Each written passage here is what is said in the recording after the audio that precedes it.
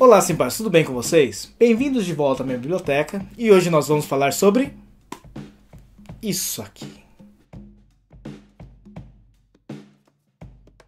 A partir da aula de hoje nós vamos estudar aí movimentos sob a influência da gravidade. E o primeiro deles é o movimento de queda livre.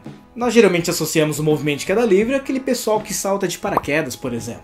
O conceito de queda livre é basicamente de um corpo que é abandonado de uma determinada altura e fica à mercê apenas da gravidade. Vamos lembrar que o campo gravitacional perceptível é gerado por qualquer corpo com uma massa muito grande, por exemplo o planeta Terra, ou até mesmo a Lua.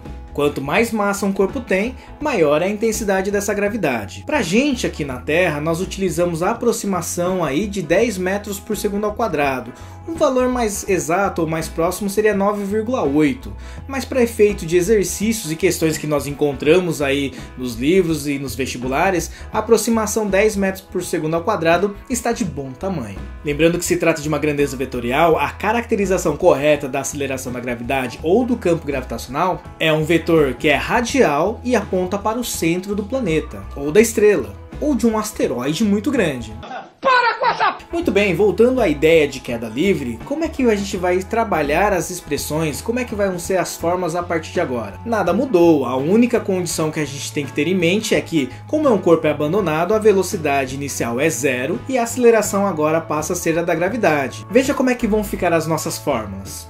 A primeira fórmula mais simples de todas, que é a função horária da velocidade, lembre-se que a v é igual a v0 mais at, vai ficar bastante simples. Agora não vamos ter mais a velocidade inicial e no lugar da aceleração vai aparecer a letra g representando a aceleração da gravidade. Já a função horária do espaço, que era aquela forma bem grandona que tinha o espaço inicial, a velocidade inicial, a aceleração e tempo, vai ficar da seguinte maneira: o espaço final é igual ao espaço inicial mais metade da aceleração da gravidade vezes o tempo ao quadrado. Ficou bem mais simples, hein? E por que não fazer o mesmo com a expressão conhecida aí como a equação de Torricelli? Aplicando os nossos conceitos de queda livre, vai ficar apenas que a velocidade final ao quadrado é igual a 2 vezes a aceleração da gravidade vezes o deslocamento. Uma outra mudança que também vai se tornar importante daqui a pouco é deixar bem claro que o movimento está acontecendo na vertical. Quando estudarmos lançamento oblíquo, por exemplo, que é uma composição de um movimento horizontal e vertical,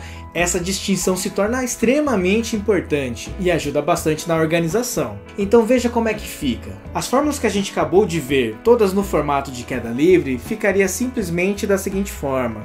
Veja que a velocidade a gente faz questão de colocar o y no subíndice, e no lugar de S nós usamos a letra Y para fazer referência às coordenadas x e y. Também na equação de Torricelli, veja que aparece ΔY e a velocidade y.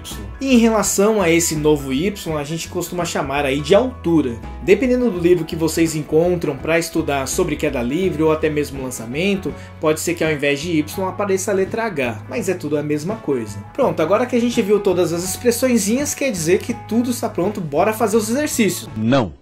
Como existe essa questão muito importante sobre o sentido da gravidade, a partir de agora é importante deixar bem claro qual é o nosso referencial positivo ou referencial negativo. Dê uma olhada no diagrama.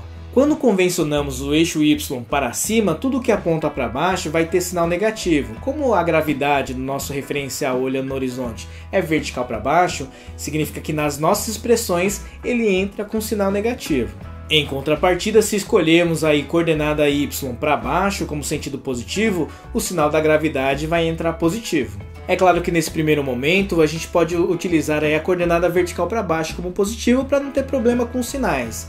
Mas a partir da próxima aula, quando estudarmos lançamento vertical para cima ou para baixo, vai ser extremamente útil definir com clareza qual referencial estamos trabalhando. E um último tópico extremamente importante vem do pai da física matemática, Galileu Galilei, que fez vários estudos, inclusive sobre corpos em queda.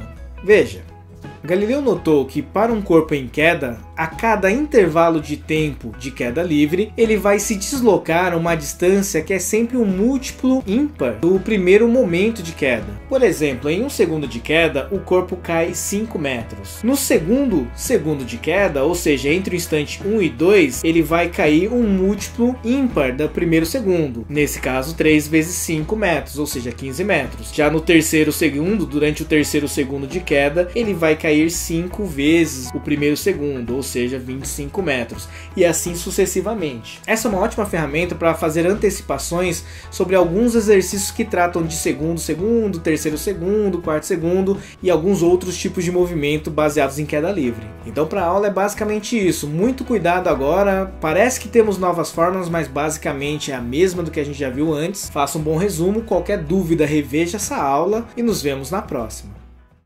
E hoje nós vamos falar sobre...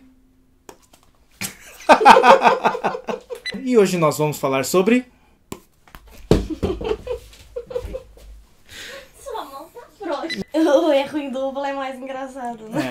É um estudo feito por Galileu, o grande mestre aí das artes marciais. Mentira.